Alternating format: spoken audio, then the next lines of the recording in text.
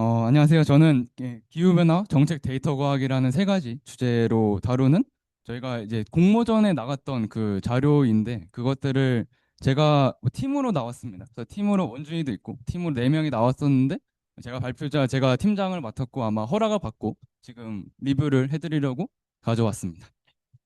그래서 일단은 저희가 이번 연도부터 이제 연구 배경을 잠깐 소개하는 슬라이드가 하나 있으면 좋을 것 같아서 굳이 한번 넣어놨는데요. 그래서 뭐 저는 주전공을 지속가능 기술 전공으로 하고 있고 저는 좀 정책 리더십 트랩에 관심이 많아가지고 이상한 연합 전공 정치 경제 철학이나 또 융합 데이터 과학도 부전공을 하고 있습니다. 저는 이제 관심사가 에너지 정책 쪽에 있고요. 그래서 왜 굳이 이 주제를 가져왔냐면은 사실 이것이 좀 첨단 융합 연구의 어떤 새로운 사례라고 생각이 들어가지고 좀 더 리뷰를 하고 뭐 추가적으로 제가 좀 더 개념도 조사해서 여러분들께 발표를 드릴 예정입니다. 그래서 각각의 어떤 지속 가능 기술의 도메인과 뭐 데이터 과학의 도메인, 정책 도메인이 어떤 잘 어우러지는 그런 팀워크였다고 생각을 해서 이렇게 소개를 하게 됐습니다. 그래서 공모전 자체는 이제 탄소 데이터 공모전이라고 불리는 건데요. 핵심은 이제 활용 데이터를 보시면은 서울시에서 2020년부터 22년까지 총 36개월 있습니다. 36개월 동안 서울시의 모든 동이 다 있어요. 그래서 25개 지역구의 모든 동이 다 있고 그다음에 8개의 탄소 부문이 있습니다. 뭐 발전이나 제조나 교통 이런 부분들이 있고요. 뭐 자세한 건 좀 이따가 설명을 드리겠습니다. 그래서 이 데이터를 날것의 데이터를 주고 저희가 이제 어떻게 데이터를 창의적으로 활용해서 서울시의 탄소 중립 정략을 이끌 수 있을지에 대한 공모전이었습니다. 그래서 목차는 다음과 같고요. 또 데이터 특징을 좀 분석을 하고 다중 선형 회귀라는 것들을 좀 설명을 드리고요. 그 다음에 정책과 결론 이렇게 되는데요. 사실은 이게 전혀 어려운 내용이 아니라는 거 먼저 말씀드리고 싶습니다. 예, 저도 이제 데이터 과학을 거의 아무것도 모르는 상태였고 제 팀원이 이제 데이터 과학을 좀 주로 했었고요. 저는 그냥 생 엑셀로만 이렇게 다루기도 했고 뭐 제 동료도 뭐 코랩이랑 뭐 AI를 적극적으로 활용을 해서 했다고 하니까 또 도메인 지식이 오히려 좀 더 빛을 발하는 것 같고 그 어떻게 활용하는지 그 어떤 개념 자체보다는 어떤 사고 과정을 거쳤는지 그 부분에 좀 초점을 맞춰서 들으시면은 도움이 많이 될 것 같습니다. 첫 번째로는 이제 날것의 데이터를 이제 소개를 드리는데요. 제일 왼쪽에 있는 거는 이제 서울시 구가 나와 있어요. 그래서 강남구, 강동구에서 쭉 중랑구까지 돼 있고, 그 다음은 이제 모든 동이 다 표시가 돼 있고요. 그 다음 빨간색은 이제 2020년 1월부터 해서 2022년 12월까지 정말 36개월간의 데이터가 있습니다. 요거를 좀 요약을 드릴 수가 있을 것 같고요. 그래서 8개의 탄소 부문의 배출량이 있는데 이거는 사실은 약자를 여러분들이 다 알 필요는 없을 것 같아서 좀 이따가 나중에 나오면 설명을 드리겠습니다. 그래서 기본적으로는 뭐 발전 분야, 제조 분야, 건물, 뭐 교통 그리고 폐기물 관련된 부분입니다. 그래서 이 데이터가 특히 이제 20만 1,800개 정도의 데이터가 있는데 그래서 이 날것의 데이터를 어떻게 활용할 수 있을지 그 부분이 좀 중요했던 것 같고요. 그래서 여러분들도 혹시 이 데이터를 보고 어떤 생각을 할 수 있을지를 잠깐 같이 생각하시면 도움이 많이 될 것 같습니다. 일단 첫 번째로는 너무 데이터가 많아가지고 살필 수가 없어요. 그래서 일단은 동을 이제 다 구로 쪼개놨습니다. 그래서 이렇게 해가지고 25개의 구별로 각각의 이제 부문별로 탄소 배출량이 있는 상황인데 그럼 이제 여기서 무엇을 할 수 있는지를 잠깐 생각을 해야 돼요. 사실 이게 굉장히 어려웠던 게 변수가 지역구도 있고 시간도 있고 부문 이렇게 총 세 가지의 다른 변수가 있다 보니까 어떻게 정리할지를 되게 고민을 많이 했었고 첫 번째 트라이는 기본적으로 이제 36개월 동안의 데이터가 있으니까 혹시 뭐 서울시의 어떤 지역별로 그 탄소 배출량이 어떻게 바뀌었는지를 볼 수 있지 않을까라는 생각을 했고 그래서 이거는 기본적으로 세 가지 면에서 다 다룰 수 없기 때문에 시간에 대한 데이터만 딱 살펴봤는데 별로 변화 추이가 사실은 없다라고 볼 수가 있어요. 이게 가로축이 시간축이어가지고 그냥 겨울에만 에너지가 높게 발생을 하고 여름에는 좀 적게 발생하는 그 정도고 전체적으로 막 줄어든다든가 뭐 그런 걸 살펴보기 힘들었습니다. 그래서 이 자료 자체는 이제 이렇게 구성이 되는데 요거는 왜 이렇게 모양이 생겼나라는 거를 그냥 탐구하려고 했던 거고 사실은 이제 OS라고 불리는 이 건물에서 이 난방이랑 냉방 때문에 발생하는 건데 사실 이 데이터가 난방은 이제 가스로 난방하기 때문에 겨울철에는 탄소 배출량이 많이 나오는데 냉방은 전기로 하는데 사실 전기는 여기서 산출이 잘 안 되고 있어요. 전기는 이제 서울시 자체에서 발전소를 가동하는 게 아니라 타 지역에서 끌어오고 있기 때문에 그래서 결국에는 요 그래프의 추이가 나타난 거는 뭐 냉방과 난방 때문이다라고만 요약을 할 수 있을 것 같아요. 그래서 이 정도 교훈만 놓고 그 다음에 할 게 없었습니다. 그래서 두 번째로는 좀 시계열을 포기를 하고 좀 지역구별로 좀 살펴보자라는 아이디어를 냈고요. 그리고 그래프는 이건 별게 아니고 엑셀로 그냥 그린 건데 가로축은 그냥 서울시에 25개의 지역구가 있고요. 강남구부터 해서 중랑구까지. Y축은 어떤 1년간의 평균을 냈습니다. 1년간의 탄소 배출량이 이 정도 된다라는 것이었고 지역구별로 좀 차이가 많이 난다는 거는 볼 수가 있었어요. 그래서 이거에서 지역구별로 좀 비교를 하면 좋겠다라는 생각이 들어가지고 이 부문별로 조금 살펴봤는데 이 색깔이 어떤 거냐면은 파란색은 OS라고 불리는 이 건물의 난방 때문에 발생하는 것이고 빨간색은 이 수송 때문에 나타나는 것입니다.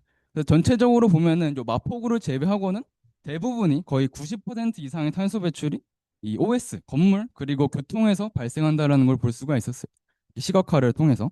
그래서 그러면은 요 OS와 RT. 그래서 앞으로 이제 자주 나오게 될 텐데요. OS는 건물이고 RT는 교통에 대해서 지역구별로 좀 나눠서 생각을 해봤습니다.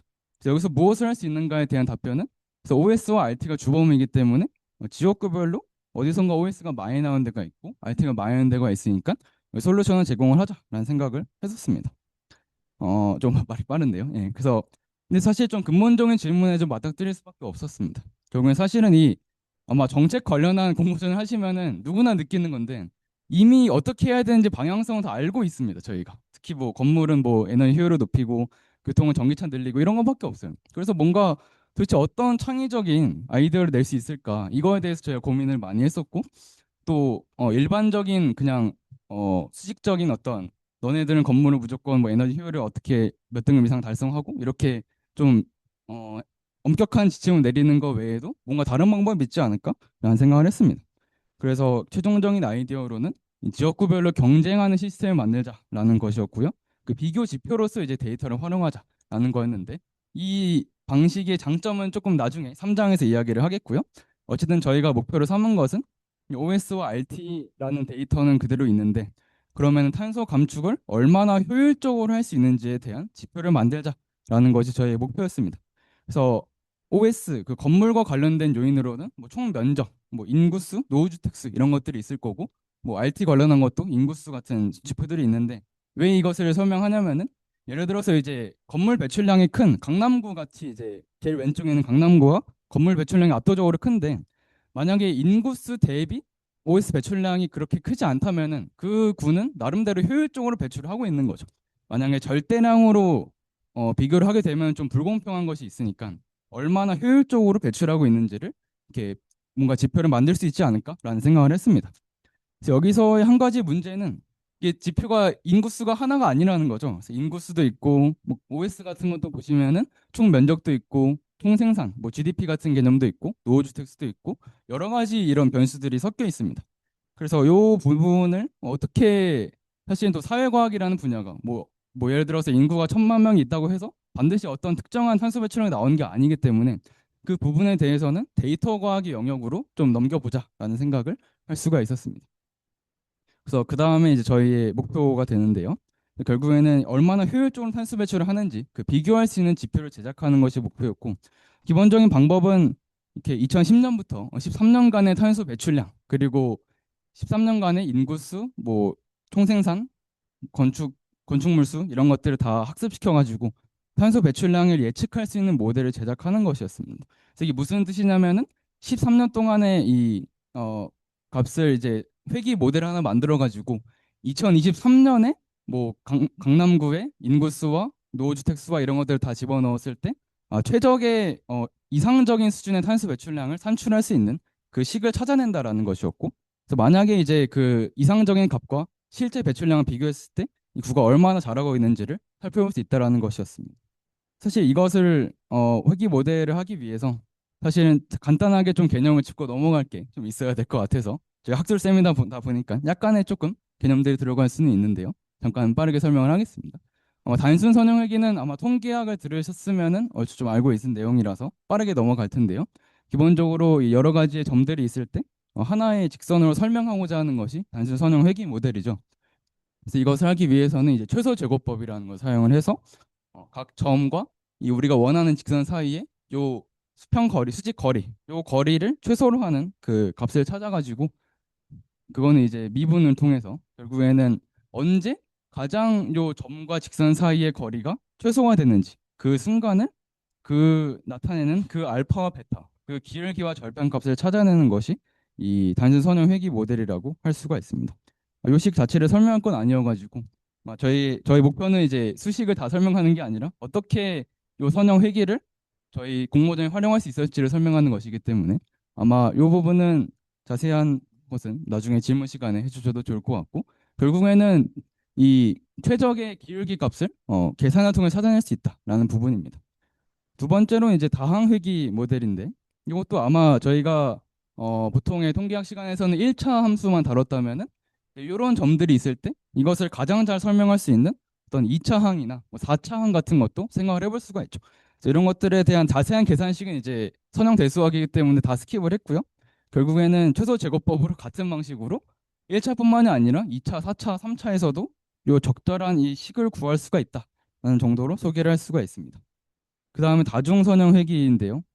굉장히 복잡하게 뭔가 써놓은 것 같지만 아마 저희가 하고 싶은 거는 하나의 변수가 아니라 여러 가지 변수를 다 설명을 해야 되기 때문에 결국에는 다변수에 대한 고려가 필요할 수밖에 없고 그러면은 이 중회귀 모형이죠. 이것이 여러 가지 변수가 있을 때 그 최적의 직선을 찾아내는 것이 중회귀 모형이고 그래서 저희가 하고 싶었던 것은 요약을 하자면은 그래서 결론을 그래서 요 중회귀에서도 확장한 게 중회귀는 이제 통계학 시간에 배웠던 게 중회귀는 여러 가지 변수를 1차 선으로 이제 나타내는 거였다면은 그거를 더 종합을 해가지고 여러 가지 변수인데 차수도 1차, 2차, 3차, 4차가 되게끔 여러 가지 회귀 곡선을 해서 가장 최적의 회귀 모델을 찾자라는 것이 저희의 목표였습니다.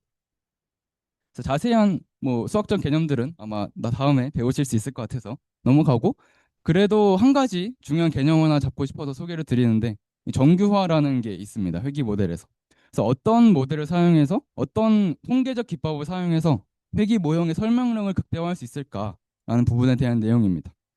정규화라는 게 예를 들어서 가장 중요한 예시가 요 그래프인 것 같아요. 그래서 이제 이런 4차식 같은 경우에는 흔히 우리가 이제 과적합이라고 얘기를 하는 거죠. 너무 테스트 데이터에 최적화된 그래프가 나오다 보니까 이것보다는 오히려 조금 더 제너럴한 2차 함수의 모양이 조금 더 낫지 않을까라는 그 생각을 저희가 할 수가 있죠. 그래서 그 식에 대해서 나타내는 게 왼쪽 항이라고 볼 수가 있습니다. 보면은 저 L 베타라고 써 있는 식을 보면은 그 1번에 있는 것은 저희가 흔히 알고 있는 MSE라고 보시면 돼요. 흔히 알고 있는 직선과 점 사이의 거리 차를 얘기를 하는 건데 여기에 이제 인위적으로 2번 항을 갖다 붙입니다. 저 람다가 써 있는 2번 항. 저 2번 항이 무엇을 뜻하냐라고 하면은 예시로 되게 쉽게 들 수가 있는데 예를 들어서 지금 베타 3과 베타 4가 문제가 되는 거잖아요. 그래서 여기에다가 페널티를 입히는 겁니다. 그래서 예를 들어서 람다에다가 5천이라는 굉장히 큰 숫자를 갖다 대게 되면은 그럼 저희가 어째 회귀 모델에서 목표를 하는 게 결국에는 5차 항의 제곱이 최소화되는 그 베타 값을 찾아내는 것이 회귀 모델에서 하는 거기 때문에 만약에 이런 식이 주어져 있으면은 당연히 이 식 자체가 최소화되기 위해서는 베타 3와 베타 4가 거의 0에 가까워야지만 요 회귀의 오차 제곱합이 최소라고 말할 수가 있는 것이. 그래서 이제 베타 3와 베타 4의 영향을 좀 배제를 할 수가 있다라는 방법이 L2 정규화라고 불리는 방법입니다. 그래서 이거는 저 위에 있는 식은 이렇게 해서 똑같이 쓸 수가 있어요. 결국에는 이게 5000 베타 세제곱 더하기 5000 베타 4제곱의 합이 어느 값보다는 작아야 된다. 뭐 0에 근접하는 굉장히 작은 값이어야 된다라는 거니까 베타 1 제곱 더하기 베타 2의 제곱이 어떤 값보다 작아야 된다라는 것을 의미를 하고 있습니다. 시간이 조금 없는데 그래서 여기서 나오는 게 이제 리치 회귀라는 방식이 있어요. 그래서 이게 어떤 거냐면은 결국에는 저희가 기존의 요 축을 보시면은 베타 1과 베타 2의 순서상을 보여준 것이에요. 그래서 베타 1은 개수를 의미를 하는 건데 그래서 만약에 이 제약 조건 아까 말했던 베타 세제곱 베타 네제곱을 그냥 무시를 하고 그냥 베타 1 베타 2의 최적의 값을 찾으면은 여기가 이제 나오게 되는 것이. 근데 우리가 원하는 값은 베타 1과 베타 2가 너무 커지면 안 되니까 그 부분에 대해서 요 원 안에 들어있는 요 순서상만 유효한 이 개수로 인정하겠다라는 그런 뜻을 갖고 있습니다. 그래서 이것을 어떻게 해야 되는가라고 하면은 그러면은 이 저희가 오차 제곱합 MSE라고 불리는 오차 제곱합이 최소화되는 순간을 조금 포기를 해야 돼요. 그래서 MSE를 조금 더 늘리면서 원 안에 들어갈 수 있게끔 만들어내는 것이 목표가 됩니다. 지금 현재 MSE 최소값이 이제 C1이라고 두면요. C1을 점점 더 이제 키우면서 저 계약 조건을 만족시키도록 하는 것이 이제 리치 획이라고 할 수가 있습니다. 왜 결국엔 요 점들이 다 MSE가 C1이 되는 그 점들을 이은 것인데요. 저게 왜 타원인지는 복잡한 시기이기 때문에 설명을 잠깐 생략을 하고요. 저희가 하고 있는 것은 결국에는 이 C 값을 조금 더 MSE 값을 키우면서 어쩔 수 없이 오차 제곱항을 좀 희생을 하면서 이제 조금 더 제너럴한 모양을 만들자라는 것이 요거의 핵심입니다. 그래서 딱 요 접점이 될 때 요 순간이 유효한 베타1과 베타2의 어떤 순상이다라는 것이 리치 회귀의 모델입니다. 제가 좀 빨리 설명을 하고 있는데요. 아마 일단은 이 정도로 넘어갈 수 있을 것 같고 나중에 정리를 해드립니다. 그 다음에 이제 라쏘 회귀라고 해서 아까랑 굉장히 똑같은데 저 베타가 제곱이 아니라 절대값으로 바뀌면은 요 라쏘 회귀라고 부릅니다. 그래서 제약 조건이 원이 아니라 이런 마름모 같은 모양이 나오게 되는 것이고요. 같은 방식으로 최소화되는 요 값을 찾을 수가 있습니다. 좀 넘어가고 그래서 정리를 하면은 이제 리치 회귀는 결국에는 아까 말했듯이 좀 너무 차수가 큰 개수에 대해서 모든 개수를 0에 가깝게 줄임으로써 이건 무엇을 할 수 있냐면은 사실 아까 그 요인들 중에서 뭐 인구수나 뭐 GDP나 뭐 이런 면적 같은 것들이 완전히 독립적이지는 않잖아요. 그러면 좀 이상적이지 않은 상황인데 그 영향을 조금 줄일 수가 있다라는 것이 리치 회귀의 어떤 의의가 되는 것이고 라쏘 회귀는 이것도 비슷한 방법으로 결국에는 너무 이상한 값들을 좀 없애버리는 효과를 갖고 있습니다.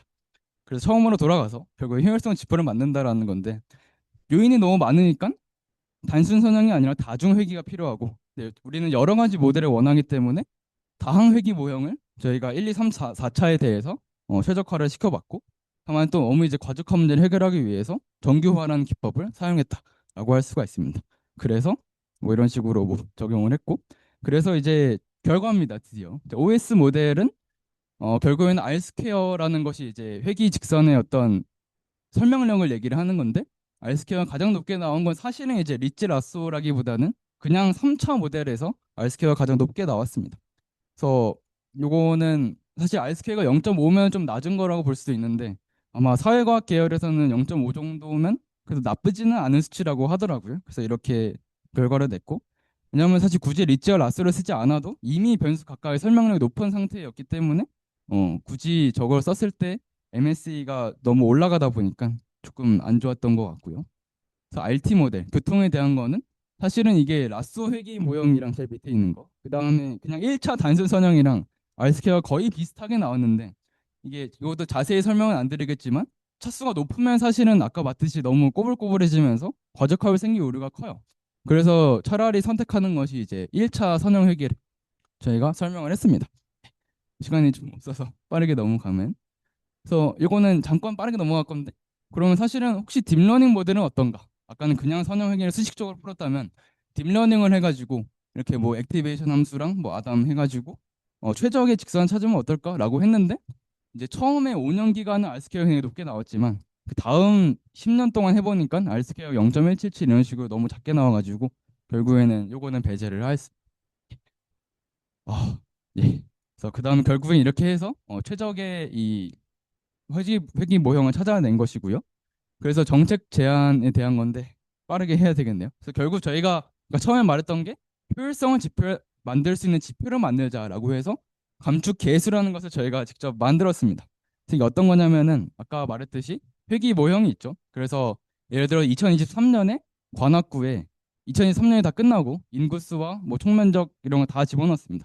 그러면 최적의 이 배출량이 있을 건데 저희가 그냥 배출이만 하면 안 되니까 목표를 설정을 해주는 거죠. 예를 들어서 다음 연도까지 5.7%를 감축해라라고 하면은 아까 수식에서 만든 그 이상적인 배출량의 94.3%를 결국에는 관악구의 배출 목표로 설정할 수가 있어요. 그럼 그 배출 목표에 대해서 실제 2023년에 관악구의 배출량이 있겠죠. 그럼 그것과의 차이를 계산해 몇 퍼센트를 줄였는지를 결국에는 찾아내자라는 것이 저희의 어떤 목표 결과였습니다. 그래서 이게 어, 내용은 조금 빠르게 넘어가야 될 것 같고요.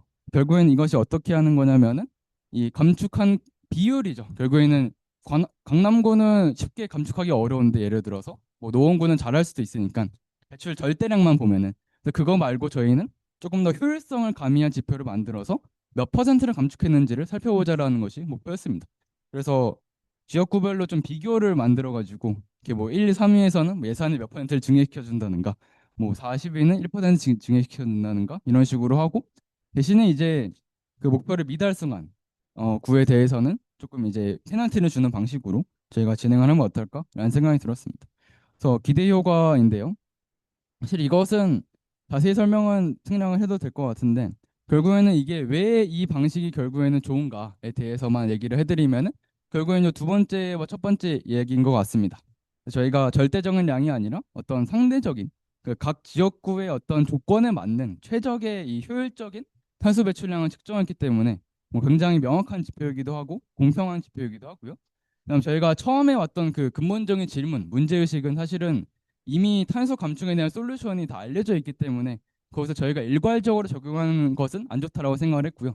그러면은 각자 각 지역구의 컨디션에 맞게 최적의 정책을 각 지자체가 알아서 할 수 있도록 그 데이터를 제공해서, 예를 들어서 관악구에서는 OS 건물의 배출량이 너무 많으면은 제가 일괄적으로 태양광을 늘려라라고 하는 게 아니라 뭐 관악구가 조금 더 실효성 있는 정책을 펼치기 위해서는 그 자체에게 어떤 자율성을 부여하겠다라는 것이 핵심이라고 할 수가 있습니다. 그래서 이것은 각자가 잘하는 걸 할 수 있기 때문에 경제학에서도 굉장히 효율적인 정책으로 묘사가 되곤 하고 있습니다. 그래서 마지막 결론 및 의의인데요. 예. 그래서 아까 처음에 데이터를 분석할 때 사실은 이 요거는 이제 그 데이터를 분석해준 친구가 얘기를 했던 건데, 너무 이제 바로 AI 툴에 이전해가지고 구글에 이제 코드를 쓰기 전에 그냥 엑셀로 직접 데이터를 어떻게 생겼고 이것이 어떤 현황을 보는 것인지 그 가치를 조금 깨달았다라고 말을 했고요. 그 다음에 2장 그 회기 모형 만드는 데 있어서도, 근데 저는 이제 데이터 과학의 시각이 거의 없었어가지고 아까 근본적인 질문에서 거의 막힌 상태였는데, 서로 얘기를 하고 특히 데이터 과학을 배운 학생의 이제 시각에서는 여기서 회기 모형을 쓰면 어떨까라는 아이디어가 말하면서 점점 디벨롭이 돼가지고 그 부분에 대해서 굉장히 좀 인상 깊었고, 또 사회 과학에서 사실 인과 추론, 이게 뭐 인구수가 어떨 때 탄소 배출량이 어떤가, 이 직접적으로 계산식이 있는 게 아니지만 제가 그래도 기존의 데이터가 점점 쌓여가면서 조금 더 정밀한 어떤 예측 모델을 만들 수가 있던 것이 되게 마음에 들었습니다. 그래서 예, 각기 다른 지식과 배경을 가진 융합적 소통이었고, 뭔가 저는 지속 가능 도메인을 가지고 데이터 과학을 가진 친구도 있고 여러 가지 소통을 하면서 좀 좋은 결과가 나오지 않았을까라는 생각을 했습니다. 예. 그래서 여기까지 발표를 마치고요. 아마 제가 생략한 부분이 좀 많이 있을 것 같아서 질문으로 많이 남겨주시면 감사하겠습니다. 자, 마치겠습니다.